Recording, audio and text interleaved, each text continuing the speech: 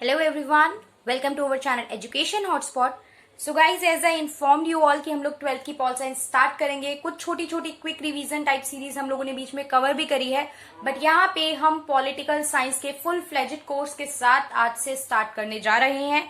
तो जो भी स्टूडेंट नेक्स्ट ईयर को टारगेट कर रहे हैं, मतलब जो जस्ट अभी 12th में आए हैं, उनके लिए तो फॉर श्योर ये पूरी सीरीज बेनिफिशियल होने वाली है.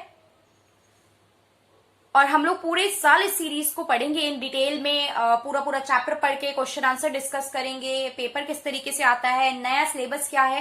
सिलेबस में पहले डिस्कस नहीं कर रही हूँ, हम लोग चैप्टर के साथ ही सिलेबस की अपडेट जो है वो लेके चलेंगे.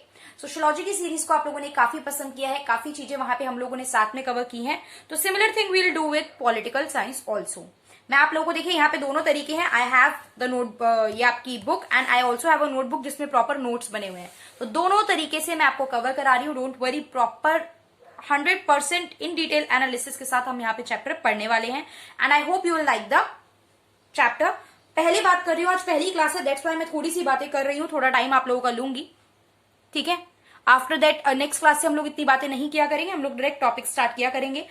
चैप्टर रीड करेंगे, रिटर्न फॉर्मेट में नोट्स मिलेंगे. नोट्स चाहिए तो आप लोग कमेंट करेंगे, टेलीग्राम ज्वाइन करेंगे. टेलीग्राम पे आपको after at the end of each and every chapter पूरे चैप्टर के नोट्स मिल जाया करेंगे. This is the very first information. Second thing जो है, हम यहाँ पे थोड़े ट्रेडिशनल तरीके से ही चीजें कर रहे हैं. देखो, बहुत ज्यादा मैं बता चुकी हूँ, आप लोगों को बुक से पढ़ेंगे. एंड देन अगर मुझे कुछ मैप शो करना होगा तो मैं किसी डिफरेंट फोन से या एटलेस रख के यहाँ पे आपको वो मैप और वहां की उसकी डिटेलिंग जो है वो शो कर दिया करूंगी. This is the second thing.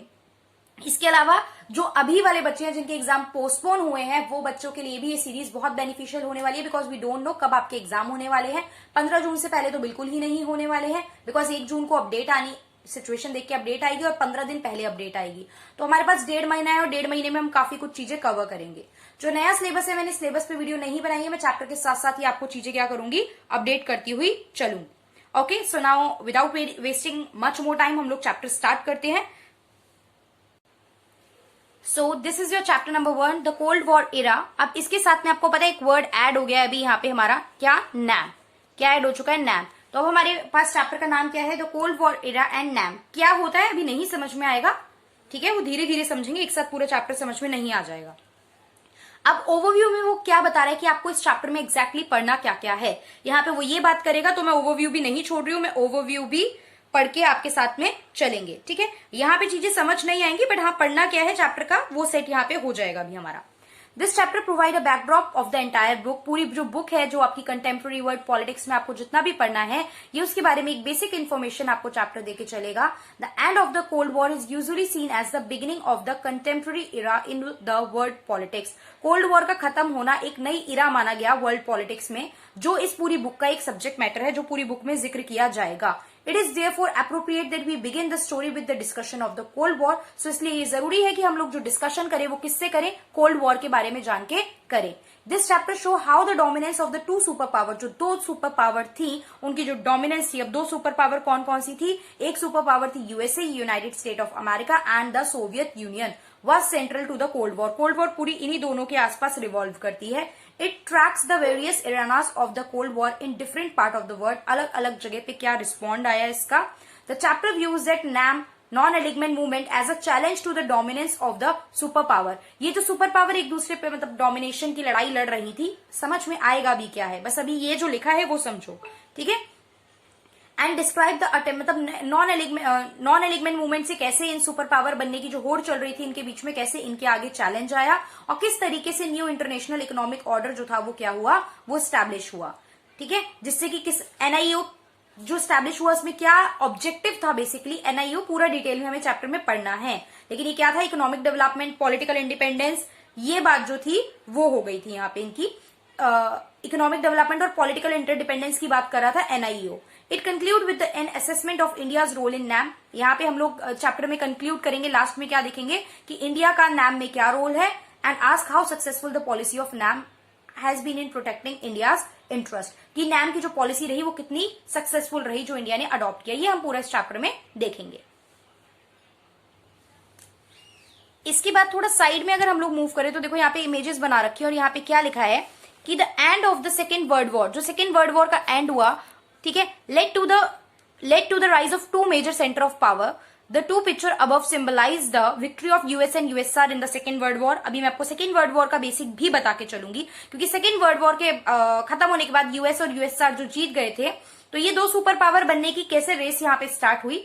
American soldier raising the US flag during the battle of Jima Japan on 23 February 1945। ये कुछ इंसिडेंट दे रखे हैं सेकेंड वर्ल्ड वॉर के टाइम पे, ठीक है। तो यूएसए के लोग फ्लैग रेज कर रहे हैं, ठीक है। Next, Soviet soldier raising USSR flag on the Reichstag building in Berlin Germany. Germany में जो है बर्लिन में जो बिल्डिंग है वहां पे वो अपना फ्लैग रेज कर रहे हैं इन मई 1945। तो यूएस और यूएसआर एक ही टीम में थे बेसिकली यहाँ पे। तो क्या हुआ कि इनके बीच में एक वॉर टाइप वर्ड आप सुन रहे हो, यानी कि जो नाम हम देख रहे हैं कोल्ड वॉर, वो कैसे हमें देखने को मिलता है। तो यहां तक अभी हमने इसमें से पढ़ लिया। अब हम लोग चलते हैं अपनी नोटबुक की तरफ। ओके, इस चैप्टर में हमें पढ़ना क्या क्या है बेसिकली। सबसे पहले हम लोग देखते हैं, this is our note class 12 political science के कंटेम्प्रेरी वर्ल्ड पॉलिटिक्स, जो हमारा चैप्टर फर्स्ट है, the cold war era and non alignment movement. Content to be covered क्या है इस चैप्टर में। सबसे पहले हम बैकग्राउंड पढ़ेंगे, जिस बैकग्राउंड में हम लोग क्या देखेंगे, हम लोग सेकेंड वर्ल्ड वॉर के बारे में देखेंगे। ओके, बैकग्राउंड में हम लोग सेकेंड वर्ल्ड वॉर के बारे में देख के चलेंगे। उसके बाद हम लोग क्यूबन मिसाइल क्राइसिस की बात करेंगे, कोल्ड वॉर क्या होता है ये बात करेंगे। दो अलग अलग पावर ब्लॉक कौन से इमर्ज होके आए थे इसके बारे में हम बात करेंगे। एरनाज ऑफ कोल्ड वॉर की बात करेंगे। बाइपोलैरिटी को लेके क्या क्या चैलेंज थे, बाइपोलर क्या होता है ये भी समझाऊंगी मैं, अगर किसी को नहीं पता है तो don't worry. New international, it's international economic order की बात की जाएगी, और इंडिया और कोल्ड वॉर, इंडिया का कोल्ड वॉर में क्या रोल था ये बात की जाएगी। और साथ साथ में चैप्टर में जितने भी कार्टून एनालिसिस हैं, लाइक जो डायग्राम था अभी एक इमेज थी वो हमने स्टडी की, ठीक है। तो हम लोग जितने भी कार्टून एनालिसिस है वो भी साथ साथ में करके चलेंगे। आई होप इतना सब करने के बाद आपको चैप्टर की बहुत अच्छे से अंडरस्टैंडिंग होगी। एंड इफ चीजें समझ में आ रही हैं, पसंद आ रही है, अच्छा लग रहा है ये चीज, आगे कंटिन्यूटी में आप लोग चाहते हो तो वीडियो को शेयर कर दो बाकी सारे फ्रेंड्स के साथ भी, ठीक है। फ्रेंड्स फैमिली में जो भी है स्टूडेंट उनके साथ शेयर करो, लाइक कर दो, प्लीज कमेंट करोगे। This is the first video, आप लोगों के comment will help me in deciding कि आगे क्या करना है, कंटिन्यू रखना है, किस तरीके से ये वीडियो चलेगी। बिकॉज अगर बच्चे ही 2 3 4 देख रहे हैं ना तो नहीं मिलती है मोटिवेशन। ट्रस्ट मी गाइस, आप लोगों का जो कमेंट होता है ना वही मोटिवेटिंग फैक्टर होता है। आप देखते हो आप लोग कमेंट करते हो, मैं उस पर कुछ ना कुछ ऑडियो भेज देती हूँ या वीडियो बना के आप लोगों को इन्फॉर्म कर देती हूँ। मतलब 2-4 कमेंट भी मोटिवेट कर देते हैं। मैं ये नहीं बोलूंगी कि 2 बच्चे मेरे लिए मैटर नहीं करते, चैनल पे 2 बच्चे कह रहे हैं। बहुत कम बच्चों ने ही मुझसे बोला ना, 3 4 5 बच्चों ने मुझसे पॉलिटिकल साइंस के लिए बोला। स्टिल मैं स्टार्ट कर रही हूँ चीजें, तो आई डोंट वांट कि मुझे 10,000 15,000 20-30,000 की भीड़ चाहिए। I am not saying that, but जितने भी बच्चे हैं वो लॉयल्टी से बिल्कुल अच्छे से देखें और उन्हें समझ में आए और उनकी हेल्प हो। That's what I want. Okay, चलिए तो अब बात करते हैं बैकग्राउंड की, सेकेंड वर्ल्ड वॉर की बात करते हैं। बुक में कहीं भी सेकेंड वर्ल्ड वॉर एक्सप्लेन नहीं किया, बुक में सीधा जो आपका कंटेंट स्टार्ट है वो क्यूबन मिसाइल क्राइसिस से स्टार्ट है। बट हम लोग थोड़ा सा बात करते हैं कि हम बार बार कह रहे हैं ना सेकेंड वर्ल्ड वॉर के खत्म होने के बाद ये चीज स्टार्ट हुई, ये हुआ, तो थोड़ा सा जान लेते हैं। मैं सेकेंड वर्ल्ड वॉर बिल्कुल डिटेल में डिस्कस नहीं कर रही हूँ, बहुत बड़ा टॉपिक है, बस थोड़ी सी बात जान रहे हैं। आपको पता है 1939 से 1945 तक सेकेंड वर्ल्ड वॉर चली। कुछ लोग कहते हैं ये 1937 से स्टार्ट हो गई थी, जब जापान वाला केस था, जापान ने चाइना को इन्वेड करा था, लेकिन ऐसा नहीं है, ठीक है। हम मान के चलेंगे 1939 से प्रॉपरली ये स्टार्ट हुई। कुछ ग्रुप बने थे, अब वॉर हो रही है, लड़ाई हो रही है, आप जाके बैटल फील्ड में लड़ रहे हो कंट्रीज आपस में, तो ग्रुप होगा ना, ये मेरी टीम, ये आपकी टीम है, ये लोग हैं वो मेरी टीम में, वो आपकी टीम में है। तो ग्रुप एलीज कौन सी थी? पहला ग्रुप था जिसमें जर्मनी, इटली, जापान वगैरह थे। सेकेंड ग्रुप था जिसमें France, Great Britain, Soviet Union and USA थे। आप देख रहे हो Soviet Union and USA are in one team. तो ऐसा क्या हो गया कि सोवियत यूनियन और यूएसए में भी आगे जाके लड़ाई हुई, जिसको आप कोल्ड वॉर की फॉर्म में पढ़ रहे हो। ये हमें यहाँ पे देख के चलना है, ठीक है। तो हम लोग देखते हैं यहाँ पे सितंबर 1 1939 को क्या हुआ, जर्मनी ने इन्वेड करा पोलैंड को। उस समय जर्मनी को कौन लीड कर रहा था? हिटलर, एडोल्फ हिटलर, ठीक है। अब आप लोग मुझे कमेंट करके बताएंगे एडोल्फ हिटलर कहां से ओरिजिन, मतलब किस जगह से ये प्रॉपरली बिलोंग करते थे, ठीक है। Britain and France responded by declaring, अब ब्रिटेन एंड फ्रांस चुप तो नहीं रहेंगे ना, तो ब्रिटेन एंड फ्रांस ने क्या करा, रिस्पॉन्ड करा by declaring a war on Germany on September 3। अब इन्होंने भी जर्मनी पे लड़ाई छेड़ दी। अब कोल्ड वॉर की स्टार्टिंग कैसे हुई? फिर देखो, मैंने बिल्कुल भी पूरा आपको सेकेंड वर्ल्ड वॉर स्टार्ट नहीं करा, मतलब एक्सप्लेन नहीं करा, मैंने बस बेसिक बताई है, टीम बताई है। इसके बाद बहुत सारी आगे इनके बीच में लड़ाइयां हुई हैं, कभी कोई जीत रहा है, कभी कोई जीत रहा है, और अल्टीमेटली यहाँ पे हम देखते हैं कि ये वाली टीम जो थी वो विनिंग टीम रही थी, ठीक है। यहाँ पे हुआ क्या था, अब आप कह रहे हो ये दोनों एक टीम में है, लेकिन ये दोनों की टीम अलग अलग कैसे हुई, यूएसए और यूएसआर के बीच में कॉन्फ्लिक्ट कैसे आया, पहले तो वॉर की सिचुएशन कैसे आई वो देखो, फिर बात करेंगे कोल्ड वॉर एग्जैक्टली होता क्या है, ठीक, तो यहाँ पे क्या था, ओरिजिन क्या है कोल्ड वॉर का, इन 1941 व्हेन हिटलर इन्वेडेड रशिया, 1941 में जब हिटलर ने रशिया पे इन्वेड कर लिया, कब्जा कर लिया, तो रूजवेल्ट जो थे, प्रेसिडेंट जो थे यूएसए के, उन्होंने अपनी आर्मामेंट रशिया में तुरंत भेज दी। रशिया, आपको पता है यूएसएसआर और रशिया को अभी आप एक मान के चलेंगे, ठीक है, अभी क्या रशिया यूएसएसआर ये सब सेकंड चैप्टर पढ़ते पढ़ते सीख जाओगे। तो वहां पे उन्होंने रशिया में भेज दी अपनी क्या, अपनी जो टीम थी, अपनी आर्मी थी, वहां भेज दी। Relationship between Roosevelt and Stalin was good. Stalin जो थे वो रशिया के प्रेसिडेंट थे और उस समय पे दोनों की बहुत अच्छी यारी दोस्ती थी, दोनों काफी अच्छे से रिलेशन शेयर करते थे। लेकिन जब जर्मनी हारा, When Stalin wanted to implement communist ideology in Poland, Stalin जो थे वो कम्युनिस्ट आइडियोलॉजी पोलैंड में स्टार्ट करना चाहते थे, पोलैंड, हंगरी, बुल्गारिया, रोमानिया, ठीक है। तो अमेरिका और इंग्लैंड ने थोड़ा सा स्टालिन पे सस्पेक्ट किया कि भाई हमने भी मदद की है। अभी कम्युनिस्ट आइडियोलॉजी के बारे में ना बहुत डिटेल में मैंने बात की है एक वीडियो में, कम्युनिस्ट, कैपिटलिज्म, सोशलिज्म, प्लीज उसे एक बार देख लो। ये मत सोचो हमारी बुक में तो कुछ लिखा ही नहीं है, जब चैप्टर पढ़ रहे हो ना तो 100% जानने के पर्सपेक्टिव से पढ़ो। कम्युनिज्म की बात की जाती है ना, तो कम्युनिज्म जो था, आपका रशिया था, वो कम्युनिस्ट आइडियोलॉजी फॉलो करता था। वहीं जो यूएसए है वो कौन सी आइडियोलॉजी फॉलो करता था, वो कैपिटलिस्ट आइडियोलॉजी फॉलो करता था। तो अमेरिका वाले लोगों को तो लगेगा ना कि हमने आपकी हेल्प की और आप तो पूरी तरीके से इन कंट्री पे अपनी आइडियोलॉजी चला के अपने तरीके से चलाना चाह रहे हो, सो दिस इज नॉट गुड। तो मन में कहीं ना कहीं एक क्या आ जाएगा, कॉन्फ्लिक्ट आ जाएगा। सामने आके मैं आपसे हथियार लेके लड़ भी नहीं पा रही हूँ, लेकिन मेरे मन में आपसे आपके लिए कॉन्फ्लिक्ट आ गया है। आप भी ये सोच रहे हो कि भाई अमेरिका अपनी तरीके से कब्जा करके आगे ना निकल जाए, तो मन में जो है वो दोस्ती वाली बात तो बिल्कुल भी नहीं है। तो यहीं से स्टार्ट हो जाता है कोल्ड वॉर का। कोल्ड वॉर होता क्या है, कोल्ड वॉर है आपकी माइंड की war. Cold war is the ideological war. अब एक एग्जांपल देखो, ऐसा कई बार होता है ना, जैसे फॉर एग्जांपल देखो पेरेंट्स के बीच में या फ्रेंड्स के बीच में देख लो, या घर में भाई बहनों के बीच में देख लो। कई बार ऐसा होता है you guys are not talking, आप एक दूसरे से बात नहीं कर रहे हो, मुंह बना हुआ है, कोई कुछ पूछ रहा है तो आप ढंग से रिस्पॉन्ड नहीं कर रहे हो, आप आंसर नहीं दे रहे हो, ठीक है, डायरेक्ट आंसर नहीं दे रहे हो, घुमा फिरा के बात बोल रहे हो या बोल ही नहीं रहे हो। या किसी जैसे मम्मी को कुछ पापा से बात बोलनी है तो मम्मी क्या कह रही है, आपको बोल रही है कि आप पापा को बोलो, पापा आपको बोल रहे हैं कि आप मम्मी को बोलो। तो इसका मतलब हम समझ जाते हैं मामला कुछ तो गड़बड़ है, कुछ तो अनबन है दोनों के बीच में। तो वो अनबन जब बिल्कुल अब जवानी लड़ाई नहीं बन रही है, ठीक है, फेंका फाकी वाली लड़ाई चीजें नहीं बन रही हैं, बट यस हम ऑब्जर्व कर पा रहे हैं कि कुछ ना कुछ गड़बड़ है, तो इस टाइप की जो वॉर होती है, इस टाइप की जो सिचुएशन होती है, उसे हम कोल्ड वॉर कहते हैं। तो this similar thing is happening between USA and USR के साथ यही चीज हो रही थी। यूएसए के मन में और यूएसआर के मन में, दोनों के मन में एक दूसरे के लिए कॉन्फ्लिक्ट था। दोनों एक सेम पोजीशन पे हैं, अब दोनों को आगे निकलना है, दोनों को एक दूसरे से आगे निकलना है, सुपर पावर बनना है। तो वो थोड़ा सा कॉन्फ्लिक्ट जो था वो दोनों के बीच में देखने को मिलता था। और वो जो 1940s में ये सिचुएशन चल रही थी और लंबे समय तक चली है, 1991 तक चली है, उस सिचुएशन को क्या कहा गया, कोल्ड वॉर कहा गया। प्रेजेंटली भी चाइना और अमेरिका के बीच में जब ट्रंप वाला टाइम चल रहा था तब भी कोल्ड वॉर देखी गई थी। तो कोल्ड वॉर क्या होता है, आप लोग फील्ड पे जाके डायरेक्टली लड़ाइयां नहीं छेड़ते हो, लेकिन हाँ आपके माइंड में आइडियोलॉजिकल, पॉलिटिकल, इकोनॉमिक तरीके से लड़ाई वाली सिचुएशन जो होती है वो होती है। इकोनॉमिक तरीके से कैसे, अगर मैं आपको आगे एक्सप्लेन करूंगी वो भी देखो। तो what is cold war, it is used to describe the tension between the USA and USSR between 1945 से लेकर 1991 तक।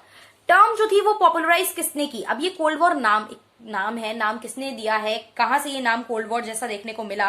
तो this term was popularised bye US journalist Walter Lipman नाम के एक यूएस के जर्नलिस्ट थे, उन्होंने इसको नाम दिया 1946-47 के टाइम पे कि इसको कोल्ड वॉर कैटेगराइज किया जाएगा।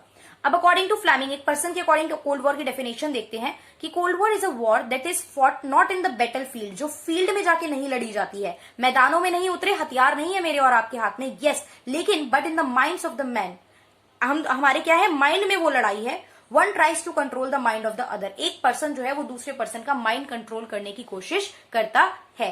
It is a state of conflict between two nation that does not involve direct military action. हम डायरेक्ट मिलिट्री एक्शन नहीं ले रहे हैं एक दूसरे के खिलाफ, but yes there is a conflict between the two nation, ठीक है। अब यहाँ पे क्या होता है, यहाँ पे मेन हसल होता है कि आपको सुपर पावर बनना है, आपको होड़ होती है एक दूसरे से आगे निकलने की।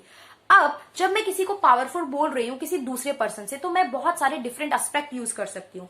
हो सकता है मैं कह रही हूँ फिजिकल मैटर में वो इंसान ज्यादा पावरफुल है मुझसे, हो सकता है मैं कह रही हूँ इकोनॉमिक मैटर में ज्यादा पावरफुल है, हो सकता है मैं कह रही हूँ कि भाई टेक्नोलॉजिकल चीजों से बहुत ज्यादा पता है, भाई इतने सारे चैनल है, they are using hi fi technology, smart board use कर रहे हैं, बोर्ड यूज कर रहे हैं, कैमरा यूज कर रहे हैं, and we are just using the copy pen method and small phone से हम वीडियो रिकॉर्ड कर रहे हैं। We are not technology that much update, technologically हम उतना अपडेटेड नहीं है, ठीक है। तो ये चीज क्या होती है यहाँ पे सुपर पावर बनने के बहुत सारे एस्पेक्ट होते हैं। सिर्फ यही नहीं कि हम बहुत ज्यादा लाखों करोड़ों का हमारे पास जो है वो अमाउंट मनी रखी हुई है तो हम सुपर पावर हो गए, बिल्कुल नहीं। सुपर पावर के लिए यहाँ पे इकोनॉमिक पावर भी देखी जाती है, पॉलिटिकल पावर भी देखी जाती है, मिलिट्री पावर भी देखी जाती है और टेक्नोलॉजिकल पावर भी देखी जाती है। तो दोनों कंट्री के बीच में ये हसल था कि हम ज्यादा से ज्यादा इकोनॉमी स्ट्रांग करें, हम ज्यादा से ज्यादा पॉलिटी और अपना मिलिट्री बेस स्ट्रांग कर लें, टेक्नोलॉजी थोड़ी इंप्रूव करें। भाई स्पेस तक एक पहुंच गया है तो दूसरे को भी स्पेस तक पहुंचना पड़ेगा, ठीक है।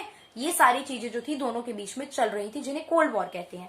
इकोनॉमिक का मैं आपको थोड़ा सा एग्जांपल यहाँ पे इकोनॉमिक पावर का एक और दे देती हूँ। जैसे फॉर एग्जांपल देखो, अभी यूएसए और मैंने आपको चाइना की बात बताई ना, तो होता क्या है, एक वर्ड होता है टेरिफ। अगर आपको पता हो ना, टेरिफ, टेरिफ टैक्स ही होता है, ज्यादा कंफ्यूज नहीं होना। टेरिफ एक कंट्री क्या करती है, जैसे एक्सचेंज तो ग्लोबलाइजेशन है तो कंट्रीज में एक्सचेंज चल रहा है, यूएसए भी चाइना को सामान भेजती है और सेल परचेज होता है, सिमिलरली चाइना भी करती है। तो यूएसए अगर चाइना को सामान भेज रहा है तो चाइना ने अगर उस पर टैरिफ बढ़ा दिया, चाइना ने टैरिफ बढ़ा दिया, चाइना कह रही है भैया मैं तो अब ज्यादा टैक्स में बेचूंगी। अब देखो इम्पैक्ट तो पड़ेगा, हो सकता है महंगे होने की वजह से लोकल लोग सामान ना ले, चाइना के जो लोग थे जो अमेरिका का प्रोडक्ट ले रहे थे, तो अब अमेरिका चुप थोड़ी बैठेगा। आप जब ये काम कर रहे हो तो अमेरिका भी तो रिटेलिएट करेगा, अमेरिका कहेगा ठीक है आप बढ़ाओ लेकिन मैं भी आपके सामान पे क्या कर दूंगा, टैरिफ जो है वो इंक्रीज कर दूंगा। तो ये कहीं मिलिट्री में जाके लड़े तो नहीं ये लोग वॉर्स वेपन्स वगैरह लेके, लेकिन फिर भी इनके बीच में कॉन्फ्लिक्ट देखने को मिला, एक दूसरे से आगे निकलने या दूसरे को पछाड़ने या दूसरे को नीचा दिखाने वाला बिहेवियर देखने को मिला। तो ये जो कंसेप्ट होता है ये क्या कहलाता है, इकोनॉमिक कॉन्फ्लिक्ट कहलाता है। तो ये पूरा कंसेप्ट था कोल्ड वॉर का। अब देखिए वीडियो की लेंथ लंबी होगी, वीडियोस कुछ पार्ट में ही आएंगे। आप सोचो कि मैं 1 घंटे की एक वीडियो बनाऊं, पूरा कोल्ड वॉर खत्म कर दूं, मेरे को कोई जल्दी नहीं है। अगर आप लोगों को है तो आप लोग बुक से पढ़िए, कहीं और से पढ़िए, जैसा भी आपको लग रहा है। मुझे कोई जल्दी नहीं है कि मुझे भाग के सारी चीजें करानी है। मैं एक ही वीडियो में डबल तरीके से कराऊंगी, एनसीईआरटी भी कराऊंगी और आपको नोट से भी कराऊंगी। अगले में मैं पहले क्यूबन मिसाइल क्राइसिस बुक से वर्ड टू वर्ड पढ़ के बताऊंगी, ठीक है, जो आपका फर्स्ट टॉपिक है। और उसके बाद में सेम उसके जो मैं नोट्स बनाऊंगी यहाँ पे आपके पास कॉपी पे, वो पढ़ के प्रॉपर आपको समझाऊंगी। आई होप ये तरीका अच्छा है, 2-2 वीडियो बनाने से बच जाऊंगी कि पहले एनसीईआरटी की बनाऊं फिर बुक समझाऊं, और आप लोगों को समझ में आएगा। आ रहा है, वीडियो देख ली है तो कमेंट करके बताइए कि yes it is better and it is the best way और it is not the best way, या ऐसे करो वैसे मत करो, कुछ भी जो भी आपको लग रहा है। Your suggestions are important. Okay, so this is the part 1 of this video. Part 2 के साथ हम लोग बहुत जल्द मिलेंगे। This is all for this video. Thank you for watching.